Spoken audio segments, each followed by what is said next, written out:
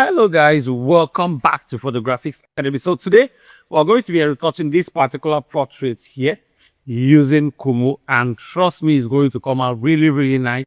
So we just have a few works to do: remove our blemishes, do our normal natural skin retouching, and boom, of course, fix our backdrop, and we are good to go.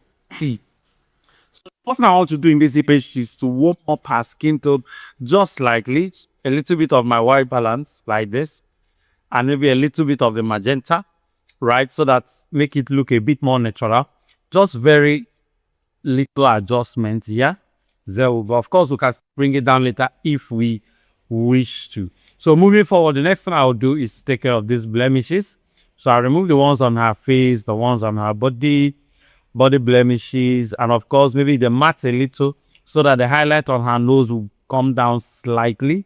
Forehead wrinkles, a little bit of the dark circles, and a little bit of the wrinkles around the eye, so that will still maintain the natural feel of it. This is the before, this is the after. So this is the before right here, and this is after.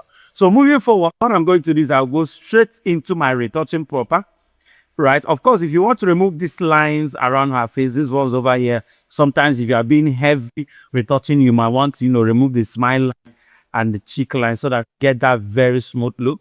But I think I'm going to just remove only the smile lines. I will still get it very natural. Right inside my skin retouching, I will first of all do my micro dodge and burn. Let's see how that works. Might even not need to do a frequency separation. Oh wow, that looks cool. Then do my skin refinement effects. Of course, my contour to bring out some of those dimensions back. So I think I like the way things are. But I'm still going to do a little frequency separation. Just keep it somewhere here to 13 up together like this.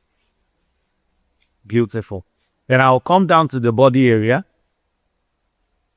I'll come down to the body frequency separation for body. Where is it? Okay, this one. Because I'll take it all the way to the top and now add a lot of my high frequency so that I still retain sharpness. So once all this is done, I'll go straight to my skin tone area, make sure I have a uniform skin tone, and now choose any skin tone of my choice I would want the image to have. So I can decide to work with this. This looks cool for the skin. This looks too bright. This looks too dark. I think I'm going to stick with this and maybe reduce it. That was not entirely bad though. Let's just leave it here. Bring it down a little bit and maybe push it towards a cool tone so I don't get it looking too saturated and reddish. I like this. The before, the after. So once I'm done doing this, I'll come down to my makeup area and just enhance my eye makeup, my eyebrow, my shadow, and the highlights. Once I'm done, I think my hair needs to darken down a little. So I'll go into my hair, select any dark hair, and just reduce the opacity of it like this. Then for my eye area, I'll just reduce the redness.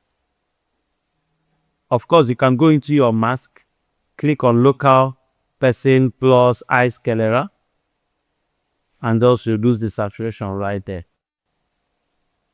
To get a very white eye. The last thing I'm going to do is on the background, and to fix it, I'll just go into my background over here. Now there are two options. You can decide to change it entirely, or let me see what my background retouch will do. So if I remove the imperfections and click on this one, let me see if it's going to fill it up perfectly. If it doesn't, then we'll change it outright. Okay, so that doesn't do the job. I have to select something very close to this, which is any of these gray right here. So let's click on this one. The reason I'm selecting something very close is so that at the end of the day, it doesn't look too fake, right?